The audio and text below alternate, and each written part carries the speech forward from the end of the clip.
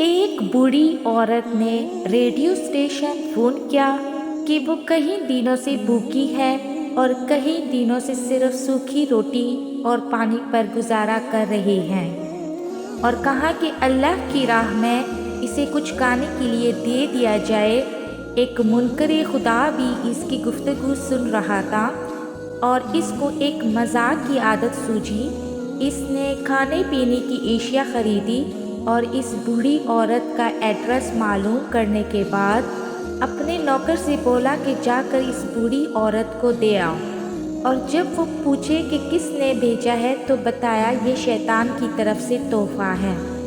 وہ بوڑھی عورت اتنے زیادہ کھانے کا سامان دیکھ کر بہت خوش ہوئی اور جلدی اپنے گھر کے کونے میں وہ رکھنے لگی۔ ایسے میں نوکر نے پوچھا کہ آپ کو معلوم نہیں کرنا چاہیے کہ یہ سامان کس نے بھیجا ہے؟ یہ سن کر وہ بولی، مجھے اسے کوئی پرواہ نہیں کہ کس نے بھیجا ہے، مگر اتنا معلوم ہے کہ جب میرے رب کا حکم آتا ہے تو شیطان بھی حکم کی تعمیل کرتا ہے۔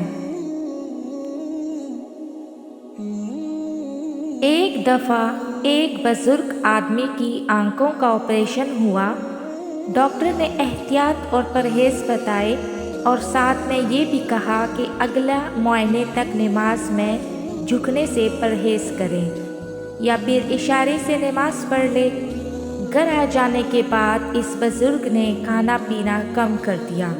اس کے گھر والوں کو پریشانی ہونے لگی۔ انہوں نے دوبارہ ڈاکٹر سے رجوع کیا تو اس نے کہا کہ ہو سکتا ہے روٹی یا کھانا چباتے وقت آنکھوں میں درد ہوتا ہو، اس لیے اسے نرم چیزیں کھلانے کا کہا۔ ایک دو دن تک گھر والوں نے دیکھا مگر بزرگ نے کھانے میں کوئی تبدیلی نہ لائی۔ کچھ دنوں بعد انہوں نے بزرگ سے پوچھ لیا، آپ کھانا کیوں نہیں کھا رہے؟ ڈاکٹر نے تو سجدہ کرنے سے منع کیا تھا، نہ کہ کھانا کھانے سے۔